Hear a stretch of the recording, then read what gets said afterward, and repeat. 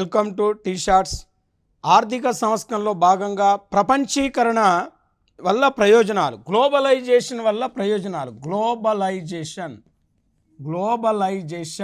వల్ల ప్రయోజనాలు, benefits of globalisation. అంటే ప్రపంచీకరణ అనేది ప్రపంచ దేశాల మధ్య దూరాన్ని తగ్గిస్తుంది. కాబట్టి ఈ ప్రపంచీకరణ వల్ల ఏం ప్రయోజనం ఉందంటే మనకు రుణభారం లేని పెట్టుబడులు వస్తాయి. అంటే విదేశీయులే వచ్చి మన దేశంలో పెట్టుబడి పెట్టడం వల్ల మనకు అప్పు తీసుకునే భారం ఉండదు. అందుకే రుణభారం లేని పెట్టుబడులు వస్తాయి. వినియోగదారులకు నాణ్యమైన వస్తు సేవలు లభిస్తాయి. అంటే క్వాలిటీ గూడ్స్ అనేవి మనకు లభిస్తాయి. అంటే వివిధ దేశాల వస్తువులు మన దేశ మార్కెట్లో ఉండటం వల్ల మనకు నచ్చిన క్వాలిటీ వస్తువును కొనుక్కోవచ్చు. ధర తక్కువ ఉండి క్వాలిటీ ఎక్కువ ఉన్న వస్తువులు మనం కొనుక్కోవచ్చు. అంటే నాణ్యమైన వస్తు సేవలు మనకు లభిస్తాయి. అది రెండో ప్రయోజనము. మూడో ప్రయోజనము, విదేశీ సాంకేతిక పరిజ్ఞానం మన దేశంలో వృద్ధి చెందుతుంది. అంటే ఫారెన్ టెక్నాలజీ డెవలప్మెంట్ అవుతుంది ప్రపంచీకరణ వల్ల. మరి నాలుగో ప్రయోజనాన్ని మనం తీసుకుంటే, ప్రపంచీకరణ వల్ల ఏం ప్రయోజనం అంటే మెయిన్గా ఇక్కడ 91 తర్వాత ఇక్కడ అల్ప వేతనాలున్న రంగాల్లో, అంటే అల్ప వేతనాలున్న రంగాల్లో స్త్రీలకు ఉపాధి అవకాశాలు పెరిగినాయి. అంటే ఇక్కడ స్త్రీలకు ఉద్యోగ అవకాశాలు పెంచింది ప్రపంచీకరణ. ఎలా అంటే కాల్ సెంటర్లో కానీ, రిసెప్షన్స్లో కానీ, మరి ఇక్కడ కాల్ సెంటర్లు అంటాం, రిసెప్షన్లు అంటాం. మరి ఇంకా మనం జనరల్గా చూస్తే రకరకాల షాపింగ్ మాల్లో కానీ ఇలాంటి సంస్థలలో అంటే ఉద్యోగాలు చేసే అవకాశం స్త్రీలకు కల్పించింది.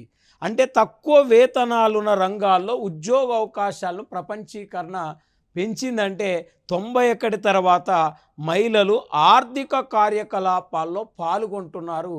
ఇది మహిళలకు ఉపాధి అవకాశాలను విస్తృతం చేసినవి ప్రపంచీకరణ అని కూడా మనం చెప్పుకోవచ్చు. మరి ఇంకా మనం జనరల్గా చూస్తే ఈ ప్రపంచీకరణ మన దేశంలో సక్సెస్ కావాలంటే మెయిన్గా ప్రపంచీకరణకు ఉండవలసిన కొన్ని నిబంధనలు ఏంటిదంటే ప్రభుత్వ ప్రోత్సాహం ఉండాలి. Encouragement of government. అంటే ప్రభుత్వ ప్రోత్సాహం ఉన్నప్పుడు మన దేశంలో ప్రపంచీకరణ అనేది విజయవంతం అవుతుంది. మరియు ప్రపంచీకరణ విజయవంతం కావాలంటే మంచి అవస్థాపన సౌకర్యాలు ఉండాలి. అంటే చూడండి, అంటే మన ప్రభుత్వం ఇన్ఫ్రాస్ట్రక్చర్ కనుక ప్రొవైడ్ చేస్తే అనేక బహుళజాతి సంస్థలు వచ్చి మన దేశంలో పెట్టుబడులు పెడతాయి. ఇవాళ మనం ఎగ్జాంపుల్ తీసుకుంటే కార్గిల్ ఫుడ్ అనే అమెరికా దేశం చెందిన బహుళజాతి సంస్థ మన దేశంలో ఫారక్ ఫుడ్ అనే బహుళజాతి సంస్థతో ఒప్పందం చేసుకొని ఇవాళ మన దేశంలో ఇక్కడ ఆయిల్ ప్యాకెట్లను ఉత్పత్తి చేస్తుంది. ఇవాళ మన దేశంలో కార్ల కంపెనీ, అంటే అమెరికా దేశానికి చెందిన కార్ల కంపెనీ ఫోర్డ్ మోటార్స్ అనే కార్ల కంపెనీ మన దేశంలో ఇక్కడ మహేంద్ర అనే కార్ల కంపెనీతో ఒప్పందం చేసుకొని కూడా చెన్నైలో 1990లో ఇక్కడ ఫోర్డ్ మోటార్ అనే కంపెనీ కూడా లాంచ్ చేయటం జరిగింది.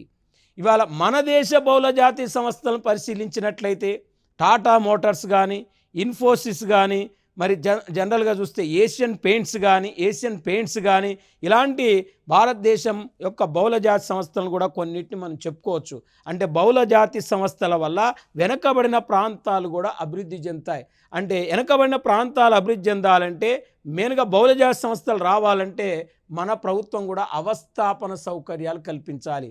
అవస్థాపన సౌకర్యాలు, ప్రభుత్వ ప్రోత్సాహము, పోటీతత్వము మరి ఇవి వాస్తవానికి ప్రపంచీకరణకు ఉండవలసిన నిబంధనలుగా మనం చెప్పుకోవచ్చు. మరి ఇప్పుడు జనరల్గా ప్రపంచీకరణ మన దేశంలోకి విదేశ పెట్టుబడులను తీసుకొస్తుంది. విదేశ ప్రత్యక్ష పెట్టుబడులో ఇక్కడ ఫారెన్ డైరెక్ట్ ఇన్వెస్ట్మెంట్స్, మరి ఫారెన్ డైరెక్ట్ ఇన్వెస్ట్మెంట్స్ అంటున్నాం, విదేశ ప్రత్యక్ష పెట్టుబడులు అంటున్నాం. ఒక దేశంలో పెట్టే పెట్టుబడులనే విదేశ ప్రత్యక్ష పెట్టుబడులు అంటారు. ఒక దేశం అభివృద్ధి చెందాలంటే ఇక్కడ విదేశ ప్రత్యక్ష పెట్టుబడుల మీద ఆధారపడి ఉంటుంది. అంటే ఫారెన్ ఇన్స్టిట్యూషన్ ఇన్వెస్ట్మెంట్, విదేశీ సంస్థాగత పెట్టుబడులు వేరు, విదేశ ప్రత్యక్ష పెట్టుబడులు వేరు. Foreign institution investments, foreign direct investment అంటే ఎఫ్డిఐలు అంటే దీర్ఘకాలిక పెట్టుబడులు. ఎఫ్ఐఐ అంటే స్వల్పకాలిక పెట్టుబడులు. స్టాక్ మార్కెట్లో పెట్టే పెట్టుబడులను ఎఫ్ఐఐలు అంటారు. ఇక్కడ ఒక దేశ పారిశ్రామిక రంగంలో పెట్టే పెట్టుబడులను ఎఫ్డిఐలు అంటారు. పారిశ్రామిక రంగం కావచ్చు, సేవా రంగం కావచ్చు, దాంట్లో పెట్టే పెట్టుబడులు ఎఫ్డిఐలు అంటారు. అంటే మనం జనరల్గా ఈ ఫారెన్ డైరెక్ట్ ఇన్వెస్ట్మెంట్స్ అనేది మనం పరిగణలోకి తీసుకుంటే ఈ విదేశ ప్రత్యక్ష పెట్టుబడులకు సంబంధించి ఒక నివేదికను ప్రతి సంవత్సరం అక్టాడ్ రిలీజ్ చేస్తుంది. అక్టాడ్ అనే సంస్థ రిలీజ్ చేస్తుంది. మరి అక్టాడ్ అనే సంస్థ United nation conference trade and development అనేది అక్టాడ్ అనేది రిలీజ్ చేస్తుంది. దేనికి సంబంధించి అంటే విదేశ ప్రత్యక్ష పెట్టుబడులకు సంబంధించి.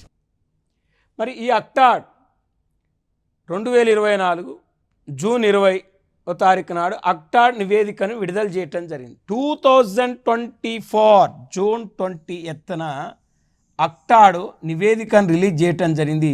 ఈ విదేశ ప్రత్యక్ష పెట్టుబడులు అత్యధికంగా ఆకర్షిస్తున్న దేశాలలో భారతదేశం 15th ప్లేస్. అంటే విదేశ ప్రత్యక్ష పెట్టుబడులను అత్యధికంగా ఆకర్షిస్తున్న దేశాల్లో భారతదేశం 15వ స్థానంలో ఉందంటే మనకంటే విదేశ ప్రత్యక్ష పెట్టుబడులు ఎక్కువగా ఆకర్షిస్తున్న దేశాలు 14 దేశాలు ఉన్నాయి. మరి 14 దేశాలు ఉన్నాయంటే మనం 15వ స్థానంలో ఉంటామంటే చాలా వెనకబడి ఉన్నాం. ఇప్పుడు మనం జనరల్గా చూస్తే విదేశ ప్రత్యక్ష పెట్టుబడులను ఎక్కువగా ఆకర్షించే దేశాలు చూడండి. మరి అందులో యాజ్ పర్ యుఎస్ఏ అంటే United states of America first ప్లేస్లో ఉంటే, చైనా సెకండ్ ప్లేస్లో ఉంటే, సింగపూర్ థర్డ్ ప్లేస్లో ఉంది. అంటే ఇవాళ యుఎస్ఏ $388.08 మిలియన్ విదేశ పెట్టుబడులను ఆకర్షిస్తే, చైనా $180.17 మిలియన్ విదేశ ప్రత్యక్ష పెట్టుబడులను అనుసరిస్తే, సింగపూర్ $140.84 మిలియన్ విదేశ ప్రత్యక్ష పెట్టుబడులను ఆకర్షించింది. మనకి ఈ డేటా అనేది పోటీ పరీక్షల్లో రాదు. జస్ట్ మనకు అడిగేది ఈ పాయింట్లు అడుగుతారు. విదేశ ప్రత్యక్ష పెట్టుబడులను ఎక్కువగా ఆకర్షించే దేశాలు ఏంటి అంటాడు. మరి ఎక్కువగా ఆకర్షించే దేశాలు ఏంటి అన్నప్పుడు USA, United states of America, 2 China, 3 Singapore. ఇది ఒక పాయింట్. మరి మన దేశంలో అత్యధికంగా విదేశ ప్రత్యక్ష పెట్టుబడులు పెడుతున్న దేశాలు 2023-24 ప్రకారం భారతదేశంలో అత్యధికంగా విదేశ ప్రత్యక్ష పెట్టుబడులు పెడుతున్న దేశాలు. ఇది గ్రూప్ 1 ఫిలిమ్స్లో అడిగింది. మరి అప్పుడు అడిగినప్పుడు ఆ ఫిలిమ్స్ ఎగ్జామ్ ఎప్పుడు సింగపూర్ ఉంది, మళ్ళీ ఇప్పుడు మారిషస్ వచ్చింది. మారిషస్, సింగపూర్ ఇవి మార్చుకుంటున్నాయి స్థానాలు కాబట్టి ఇది చాలా మనం ఎగ్జామ్ డేటు చూసుకొని మనం వెళ్ళాలి కాబట్టి ఆ ఎగ్జామ్ డేట్ నాటికి ఇవి అటు ఇటు మారుతున్నాయి. 2% డిఫరెన్స్ ఉంది. మరి అప్పుడు గ్రూప్ 1 ఫిలిమ్స్ ఎప్పుడు సింగపూర్ ఉంది, ఇప్పుడు మారిషస్ ఉంది. అంటే భారతదేశంలో అత్యధికంగా విదేశ ప్రత్యక్ష పెట్టుబడులను పెడుతున్న దేశాల్లో ఏ దేశం ఉంది అంటే మారిషస్ ఫస్ట్ ప్లేస్లో ఉంది. అంటే మారిషస్ అనేది 25% విదేశ ప్రత్యక్ష పెట్టుబడులు పెట్టిందండి. తర్వాత సింగపూర్, మన దేశంలో 23% విదేశ ప్రత్యక్ష పెట్టుబడులను సింగపూర్ పెడితే, అమెరికా 9% విదేశ ప్రత్యక్ష పెట్టుబడులు పెడుతుందండి. అంటే యుఎస్ఏ అంటే మన దేశంలో అత్యధికంగా విదేశ ప్రత్యక్ష పెట్టుబడులు పెడుతున్న దేశాలు 3 తెలిస్తే సార్ ఒక్కొక్కసారి 4 కూడా అడుగుతాడు.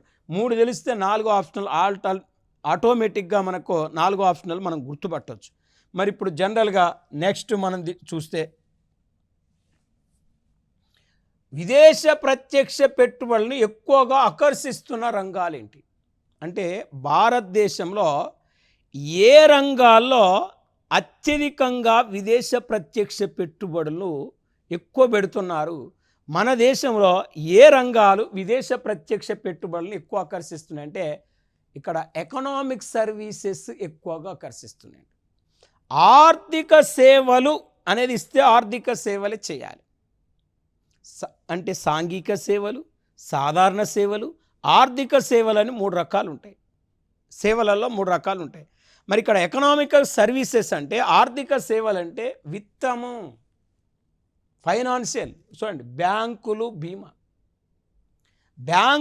బీమా రంగంలోకి ఎక్కువగా విదేశ ప్రత్యక్ష పెట్టుబడులు వస్తున్నాయండి.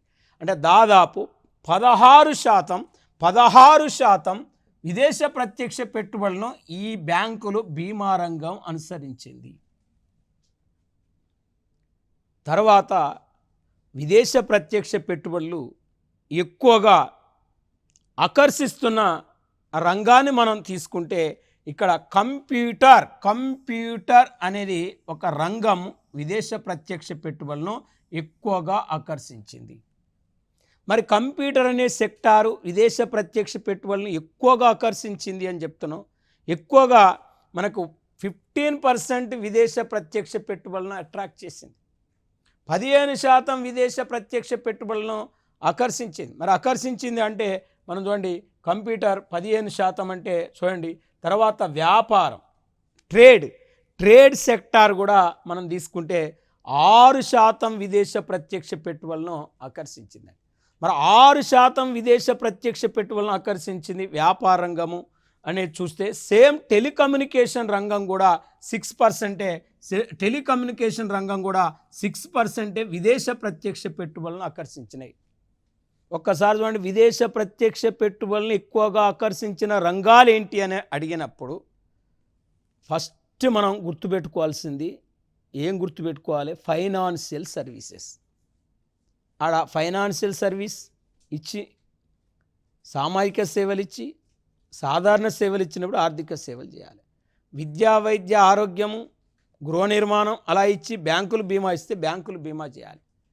మరి రెండవది సాఫ్ట్వేర్, అంటే హార్డ్వేర్, మరి ఐబిఎం సేవలు, సాఫ్ట్వేర్, హార్డ్వేర్, ఐబిఎం సేవలు. ఇక్కడ కంప్యూటర్ అంటే ఐటీ సర్వీసెస్ మన దేశంలో ఎక్కువగా విదేశ పెట్టుబడులను ఆకర్షిస్తున్న రంగాల్లో మనకు ఐటీ సర్వీసెస్ కూడా ఉన్నాయి. దీన్ని మనం ఐటీ సర్వీసెస్ అంటాం. ఐటీ అంటే సాఫ్ట్వేర్, హార్డ్వేర్, ఐబిఎం. ఇక్కడ సాఫ్ట్వేర్ అండ్ హార్డ్వేర్ అండ్ మరి ఐబిఎం సర్వీసెస్ మన దేశంలో విదేశ ప్రత్యక్ష పెట్టుబడులను ఎక్కువగా ఆకర్షిస్తున్నాయండి. ఇక వ్యాపారం అంటే మనకు తెలుసు, టెలికమ్యూనికేషన్ అంటే తెలుసు. కాబట్టి ఇవి భారతదేశంలో విదేశ ప్రత్యక్ష పెట్టుబడులను ఎక్కువగా ఆకర్షిస్తున్న మెయిన్గా రంగాలైతే, మన దేశంలో విదేశ ప్రత్యక్ష పెట్టుబడులను ఎక్కువగా ఆకర్షిస్తున్న రాష్ట్రాలేంటి? భారతదేశంలో విదేశ పెట్టుబడులను ఎక్కువగా ఆకర్షిస్తున్న రాష్ట్రాలేంటి? ఏ రాష్ట్రాలు ఎక్కువగా అట్రాక్ట్ చేస్తున్నాయి ఎఫ్డిఐలను, ఫారిన్ డైరెక్ట్ ఇన్వెస్ట్మెంట్స్ను? అంటే మహారాష్ట్ర. మన దేశంలోకి వస్తున్న మొత్తం విదేశ ప్రత్యక్ష పెట్టుబడిలో ఒక్క మహారాష్ట్రలోనే 31% పెట్టుబడులు పెడతారు. మరి మహారాష్ట్ర 31% విదేశ ప్రత్యక్ష పెట్టుబడులను ఆకర్షిస్తే, మహారాష్ట్ర తర్వాత కర్ణాటక అనేది 21% విదేశ ప్రత్యక్ష పెట్టుబడులను ఆకర్షిస్తుంది. మహారాష్ట్ర తర్వాత ఎక్కువగా విదేశ ప్రత్యక్ష పెట్టుబడులు ఆకర్షిస్తున్నది ఎవరు? కర్ణాటక 21%. కర్ణాటక తర్వాత గుజరాత్ స్టేటు 16% విదేశ ప్రత్యక్ష పెట్టుబడులను అనుసరిస్తుంది, అంటే ఆకర్షిస్తుంది 16%. తమిళనాడు 5%. ఇప్పుడు ఒక్కసారి భారతదేశంలో విదేశ ప్రత్యక్ష పెట్టుబడులు ఎక్కువగా ఆకర్షిస్తున్న రాష్ట్రాలు ఏంటి అన్నప్పుడు Maharashtra first, Karnataka second, Gujarat third, Tamil Nadu fourth. ఇప్పుడు ఒక్కసారి మనం జనరల్గా చూడండి, ఇప్పుడు ఇంతసేపు చెప్పింది మనం జనరల్ గుర్తుపెట్టుకుంటే, ప్రపంచంలో విదేశ ప్రత్యక్ష పెట్టుబడులను ఆకర్షించే దేశాల్లో ఫస్ట్ USA, 2 చైనా, 3 సింగపూర్. ఇది నెంబర్ 1. మరి జనరల్గా మన దేశంలో ఎక్కువగా విదేశ ప్రత్యక్ష పెట్టుబడులు పెట్టే దేశాల్లో మారిషస్ ఫస్ట్ ఉంది, సింగపూర్ సెకండ్ ఉంది, యుఎస్ఏ థర్డ్ ఉంది. మన దేశంలో ఎక్కువ విదేశ పెట్టుబడులు ఆకర్షిస్తున్న రంగాల్లో ఫస్ట్ మనకు ఆర్థిక సేవలు ఉంది, రెండోది ఐటీ సర్వీసెస్ ఉంది, మూడోది ట్రేడ్ అండ్ టెలికమ్యూనికేషన్ సెక్టార్లు ఉన్నాయి. మన దేశంలో విదేశ ప్రత్యక్ష పెట్టుబడులు ఎక్కువ ఆకర్షిస్తున్న రాష్ట్రాల్లో మహారాష్ట్ర ఫస్ట్ ఉంది, కర్ణాటక సెకండ్ ఉంది, గుజరాత్ థర్డ్ ఉంది, తమిళనాడు ఫోర్త్ ప్లేస్ ఉంది.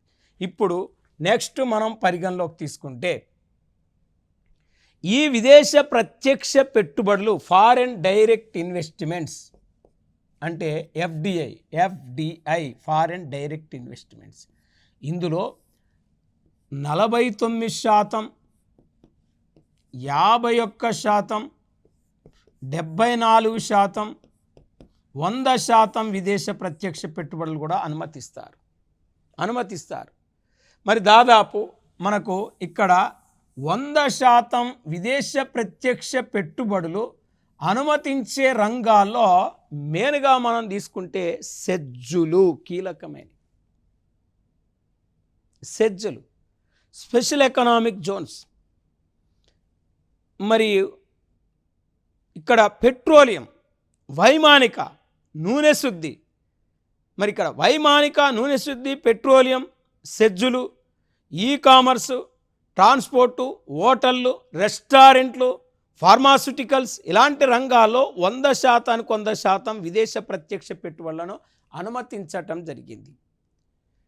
మరి ఇప్పటి వరకు మన దేశంలో ఈ విదేశ ప్రత్యక్ష పెట్టుబడులు అనుమతించని రంగాలు prohibited to foreign direct investment which sector అంటాడు. అంటే ఈ క్రింది వాళ్ళలో భారతదేశంలో విదేశ ప్రత్యక్ష పెట్టుబడులు అనుమతించని రంగాలు ఏంటి అంటాడు. అన్నప్పుడు మనకు ఏ రంగాల్లోకి ఇప్పటి వరకు విదేశ ప్రత్యక్ష పెట్టుబడులు అనుమతించలేదు అంటే ఆటమిక్ ఎనర్జీ సెక్టార్ అంటే అణు ఇంధన రంగంలోకి అనుమతించలేదు. ఇది నెంబర్ 1. తర్వాత మనం తీసుకుంటే లాటరీ బిజినెస్, లాటరీ వ్యాపారంలో కూడా ఇప్పటి వరకు విదేశ ప్రత్యక్ష పెట్టుబడులు అనుమతించలేదు. జూదము, బెట్టింగుల్లో కూడా ఇప్పటి వరకు ఎఫ్డిఐలు అనుమతించలేదు. నిధి కంపెనీలలో కూడా ఇప్పటి వరకు విదేశ పెట్టుబడులు అనుమతించలేదు. చిట్ ఫండ్ కంపెనీలో కూడా విదేశ పెట్టుబడులు అనుమతించలేదు. ప్లస్ ఫైనాన్స్ కంపెనీలో కూడా విదేశ ప్రత్యక్ష పెట్టుబడులు అనుమతించలేదు. నిధి కంపెనీలు, చిట్ ఫండ్ కంపెనీలు, ఫైనాన్స్ కంపెనీలు, అణు ఇంధన రంగము, జూదము, మరి ఇక్కడ చూడండి గుర్రపు పందాలు, లాటరీ బిజినెస్, మరి ఇంకా మనం చూస్తే ఇక్కడ మెయిన్గా మరి రియల్ ఎస్టేట్లో ఉన్నది కానీ ఫామ్ హౌస్ సంబంధించిన రియల్ ఎస్టేట్ రంగాల్లో కూడా ఇప్పటి వరకు విదేశ ప్రత్యక్ష పెట్టుబడులను అనుమతించలేదు.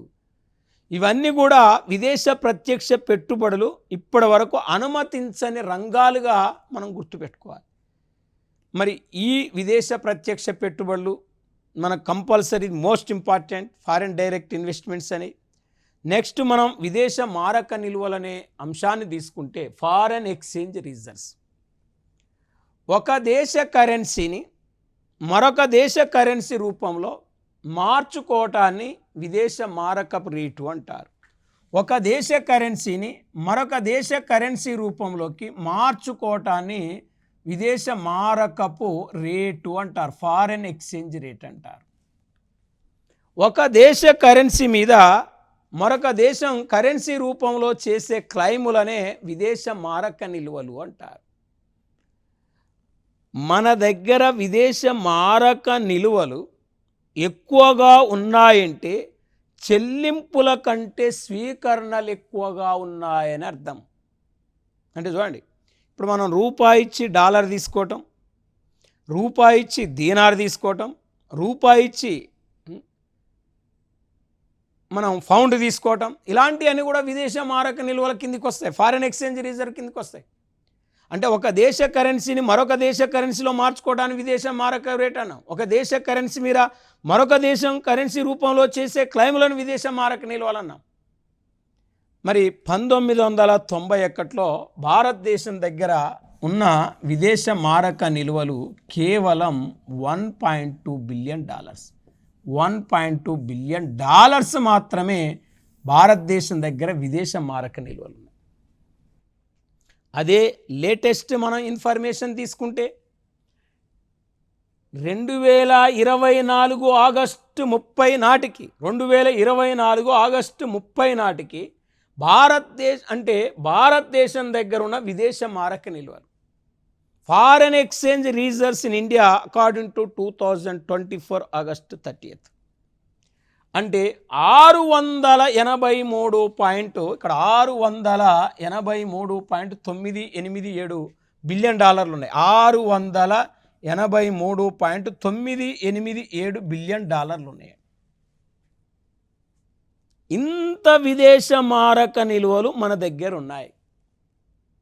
మరి ఇంత విదేశ మారక నిల్వలు మన దగ్గర ఉంటే మనకు అడిగేది పోటీ పరీక్షల్లో ఏమడుగుతారు అంటే భారతదేశం దగ్గర అత్యధికంగా ఏ విదేశ మారక నిల్వలు ఉన్నాయి అని అంటాడు. అక్కడ ఒకటి విదేశ మారక ఆస్తులు, 2 ప్రత్యేక ఉపసంహరణ హక్కులు, బంగారపు నిల్వలు, IMF రిజర్వులు అంటాడు. అన్నప్పుడు మనకు ఇక్కడ ఈ డేటా మీద మనకు అవగాహన ఉంటే, ఈ డేటా మనకు తెలిస్తే భారతదేశం దగ్గర అత్యధికంగా ఏ విదేశ మారక నిల్వలు ఉన్నాయో ఆల్టర్నేట్గా మనకు తెలిసిపోతాయి. అంటే ఎఫ్సిఏ ఇక్కడ మనకు మేజర్గా మనం తీసుకుంటే ఎఫ్సిఏ ఫారెన్ కరెన్సీ అసెట్స్. ఈ ఫారెన్ కరెన్సీ అసెట్స్ అంటే అన్ని దేశాల కరెన్సీని మనం ఏమంటాం అంటే ఫారెన్ కరెన్సీ అసెట్స్ అంటామండి. అంటే అలా డాలర్ ఉంటుంది, ఎన్ ఉంటుంది, వన్ ఉంటుంది, దీనార్ ఉంటుంది, యువాన్ ఉంటుంది, రూబుల్ ఉంటుంది, యూరో ఉంటుంది, పౌండ్ ఉంటుంది. అన్ని దేశాల కరెన్సీ ఉండటాన్ని ఫారెన్ కరెన్సీ అసెట్స్ అంటాం. ఇప్పుడు మనం అమెరికా పోయినప్పుడు డాలర్ తెస్తాం, సింగపూర్ పోయినప్పుడు సింగపూర్ డాలర్ తెస్తాం. అంటే ఏ దేశాన్ని పోతే ఆ దేశ కరెన్సీ తెస్తాం. అన్ని దేశాల కరెన్సీనే ఫారెన్ కరెన్సీ అసెట్స్ అంటాం, ఎఫ్సిఏ అంటాం. రెండోది గోల్డ్. మనం విదేశాల్లో పోయినప్పుడు బంగారు బిస్కెట్లు కూడా పట్టుకొస్తాం, దాన్నే బంగారపు నిల్వలు అంటాం. మరి IMF సృష్టించిన కరెన్సీని ఏమంటాం అంటే SDR అంటాం, స్పెషల్ డ్రాయింగ్ రైట్స్ అంటాం. ఇది అంతర్జాతీయ ద్రవ్యం అంటారు. IMF యొక్క రిజర్వ్ నిల్వలు ఇక్కడ మనం 4వ ప్లేసు మనం చూసుకున్నాం. అంటే దాదాపు $683.987 బిలియన్ ఇక్కడ $599.032 బిలియన్ డాలర్లు మనకి ఏమున్నాయంటే ఎఫ్సిఏ ఫారెన్ కరెన్సీ అసెట్స్ ఉన్నాయి. గోల్డ్ $61.859 బిలియన్ మనకు బంగారపు నిల్వలు ఉన్నాయి భారతదేశం దగ్గర. SDR $18.468 బిలియన్ SDRs ఉంటే IMF రిజర్వ్లు 4.622 ఉన్నాయి మన దగ్గర. అంటే భారతదేశం దగ్గర అత్యధికంగా ఏ విదేశ మారక నిల్వలు ఉన్నాయంటే ఇక్కడ ఫస్ట్ FCA, 2 గోల్డ్, 3 SDR. మరి ఇది మనకి ఈ 3 తెలిస్తే చాలు. భారతదేశం దగ్గర ఉన్న విదేశ మారక నిల్వలను వరుస క్రమంలో గుర్తించము అన్నాడు. అప్పుడు FCA, 2 బంగారపు నిల్వలు, 3 SDR అని గుర్తుపెట్టుకోవాలి, స్పెషల్ డ్రాయింగ్ రైట్స్ అని గుర్తుపెట్టుకోవాలి. ఇది అయితే ఇవి ఎక్కడుంటాయి? ఈ విదేశ మారక నిల్వలు మన RBI దగ్గర ఉంటాయి. మనం అమెరికా పోయినాం, డాలర్ తెచ్చినాం, మనం ఫారెన్ బ్యాంకులో మార్చుకున్నాం అనుకోండి. మార్చుకుంటే మనకు ఆ డాలర్ తీసుకొని మనకు రూపాయలు ఇస్తారు. లేకపోతే మనం అమెరికా పోవాలనుకోండి, మన రూపాయి ఇస్తే మనకు డాలర్ ఇస్తారు. అంటే ఒక దేశ కరెన్సీని మరొక దేశ కరెన్సీలో మార్చుకోవడానికి విదేశ మారక నిల్వలు అంటాం. మనం వివిధ దేశాలపై కరెన్సీ తెచ్చినప్పుడు మన దేశంలో కూడా ఆ కరెన్సీని మార్చుకోవచ్చు. ఫారెన్ బ్యాంకులో మార్చుకుంటే ఆ ఫారెన్ బ్యాంకులన్నీ మళ్ళీ ఆ కరెన్సీని RBI దగ్గర అప్పచెప్తాయి. అంటే RBI దగ్గర ఈ విదేశ మారక నిల్వలు ఉన్నాయంటే 1991లో కేవలం $1.2 బిలియన్ విదేశ మారక నిల్వలుంటే ఇవాళ 2024 నాటికి ఇవాళ మన దేశం దగ్గర $683.987 బిలియన్ విదేశ మారక నిల్వలు ఉన్నాయండి. ఇది ఒకటి. మరొకటి ఏంటంటే భారతదేశం దగ్గర అత్యధికంగా ఏ విదేశ మారక నిల్వలు ఉన్నాయి? ఎఫ్సిఏ, గోల్డ్, ఎస్డిఆర్ అంటే ఇది చెప్పుకున్నాం. ఎఫ్సిఏ మళ్ళా భారతదేశం దగ్గర వాస్తవానికి ఎఫ్సిఏలో రకరకాల అన్ని దేశాల కరెన్సీ ఉండదండి. ఇక్కడ భారతదేశం దగ్గర అత్యధికంగా ఏ విదేశక మారక నిల్వలు ఉన్నాయండి? భారతదేశం దగ్గర అత్యధికంగా ఏ విదేశ మారక నిల్వలు ఉన్నాయని అడిగినప్పుడు ఫస్ట్ అమెరికా డాలర్ ఉందండి. అత్యధికంగా మన దగ్గర ఉంది యుఎస్ డాలర్ ఉంది. తర్వాత యూరో కరెన్సీ ఉంది. అంటే యూరో కరెన్సీ ఇక్కడ యుఎస్ డాలర్, యూరో కరెన్సీ, మూడవది జీబీపీ. ఈ మూడు భారతదేశం దగ్గర అత్యధికంగా ఉన్న విదేశ మారక నిల్వలు. అంటే యుఎస్ డాలర్ అంటే America dollar, euro currency European union దేశాలు ప్రవేశపెట్టిన కరెన్సీని మనం ఏమంటామంటే యూరో కరెన్సీ అంటాం. మరి ఇది ఆ దేశాల్లో చలామణిలో ఉంటుంది. జీబీపీ అంటే గ్రేట్ బ్రిటన్ పౌండ్. జీబీపీ అంటే గ్రేట్ బ్రిటన్ పౌండ్. మన దగ్గర ఈ పౌండ్స్ ఎక్కువ ఉన్నాయి. మూడో ప్లేస్లో పౌండ్స్ ఉన్నాయండి. అంటే రెండో ప్లేస్లో యూరో డాలర్ ఉంది, ఫస్ట్ ప్లేస్లో అమెరికా డాలర్ ఉంది. అంటే euro currency, America dollar, great Britain pound అని ఇవి మన దేశం దగ్గర ఎక్కువ ఉన్నాయి. మనకు ఆడ ఉన్న విదేశ మారక నిల్వలు. విదేశ మారక నిల్వలు ఎక్కువ దేశాల్లో భారతదేశం 4వ స్థానం. అంటే విదేశ మారక నిల్వలు ఎక్కువ దేశాల్లో భారతదేశం 4వ స్థానం. అంటే ప్రపంచంలో విదేశ మారక నిల్వలు ఎక్కువ దేశాల్లో చైనా అగ్రగామి. ఫస్ట్ ప్లేస్ చైనా ఉంది. చైనా తర్వాత సెకండ్ ప్లేస్ జపాన్ ఉంటే, జపాన్ తర్వాత మూడో ప్లేస్లో స్విట్జర్లాండ్ ఉంటే, 4వ ప్లేస్లో ఇండియా ఉంది. అంటే ఇక్కడ వాస్తవానికి చైనా దగ్గర 32.88 బిలియన్ డాలర్ల విదేశ మారక నిల్వలు చైనా దగ్గర ఉన్నాయి.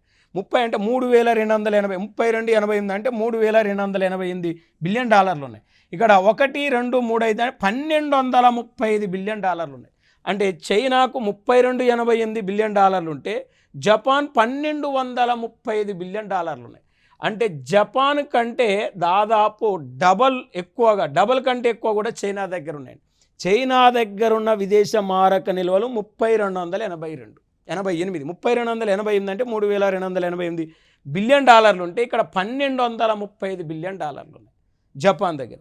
అదే స్విట్జర్లాండ్ దగ్గర 842 బిలియన్ డాలర్ల విదేశ మారక నిల్వలు ఉన్నాయి. మరి 842 బిలియన్ డాలర్లు ఉంటే ఇక్కడ 842 బిలియన్ డాలర్లు ఉంటే భారతదేశం దగ్గర 683 బిలియన్ డాలర్ల విదేశ మారక నిల్వలుండి, విదేశ మారక నిల్వల్లో ఎక్కువ దేశాల్లో ఇండియా అనేది ఏ ప్లేస్లో ఉందంటే 4వ ప్లేస్లో ఉంది. 4వ ప్లేస్లో ఉంది. ఇప్పుడు మనం జనరల్గా విదేశ ప్రత్యక్ష పెట్టుబడులు ఆకర్షించడంలో ఇండియా 15th ప్లేస్లో ఉంది. విదేశ మారక నిల్వలు ఎక్కువ దేశాల్లో ఇండియా 4వ స్థానంలో ఉంది. అంటే మనం జనరల్గా ఇక్కడ మనం తీసుకుంటే మెయిన్గా ఎఫ్డిఐలు, ఫారెన్ డైరెక్ట్ ఇన్వెస్ట్మెంట్, ఈ మన దేశంలోకి విదేశ ప్రత్యక్ష పెట్టుబడులను అనుమతించడానికి వాస్తవానికి ఫేరా చట్టం అనేది ఒకటి తీసుకొచ్చారు. ఇది 1973 సంవత్సరంలో. అంటే 1973లో తీసుకొచ్చారు. ఏ చట్టం అంటే ఫేరా, ఫారెన్ ఎక్స్చేంజ్ రెగ్యులేషన్ యాక్ట్. ఈ చట్టాన్ని వాస్తవానికి అంటే 1998-99లో ఏం చేశారంటే ఫేమా చట్టంగా మార్చటం జరిగింది. ఫేరా చట్టాన్ని ఫేమా చట్టంగా మార్చారు. అంటే ఫారెన్ ఎక్స్చేంజ్ రెగ్యులేషన్ యాక్ట్నే ఫారెన్ ఎక్స్చేంజ్ మేనేజ్మెంట్ యాక్ట్గా పేరు మార్చారు. అంటే ఫేరా చట్టానికి ఫేమా చట్టానికి వ్యత్యాసాన్ని మనం పరిశీలించినట్లయితే, ఫేరా చట్టము విదేశ పెట్టుబడులు మన దేశంలో ఎవరైనా పెట్టాలంటే చాలా నిబంధనలు విధించేది, విదేశ ప్రత్యక్ష పెట్టుబడులకు అనుమతించేది కాదు. కానీ ఎవరైనా మన దేశంలో విదేశ ప్రత్యక్ష పెట్టుబడులు పెట్టాలంటే ఫేమా అనుమతిస్తుంది. అంటే ఫేరాకు డిఫరెన్స్ ఏంటంటే ఫేరా కఠినమైంది, ఫేమా సులభమైంది. ఎప్పుడైతే ఫేరా చట్టాన్ని ఫేమా చట్టంగా మార్చిరో మన దేశంలోకి విదేశ ప్రత్యక్ష పెట్టుబడుల ప్రభావం పెరిగింది. దీని తర్వాత 69లో తీసుకొచ్చిన ఎంఆర్టిపి చట్టాన్ని కూడా 1991లో రద్దు చేయటం జరిగింది. Monopoly restrictive trade and practice అనే చట్టాన్ని 91లో అబాలిష్ చేయటం జరిగింది. మరి ఇవన్నీ కూడా మనం ఆర్థిక సంస్కరణలో భాగాలుగా, ఆర్థిక సంస్కరణల గురించి పూర్తిగా మనం జనరల్ స్టడీస్ సంబంధించిన పరిధిలో నేర్చుకోవటం జరిగింది. మనకు ఇది ఎకనామిక్ రిఫార్మ్స్ సంబంధించిన పూర్తి సమాచారం నెక్స్ట్ టాపిక్ మనం నెక్స్ట్ క్లాస్లో దాని గురించి పూర్తిగా మనం తెలుసుకుందాం. Thank you.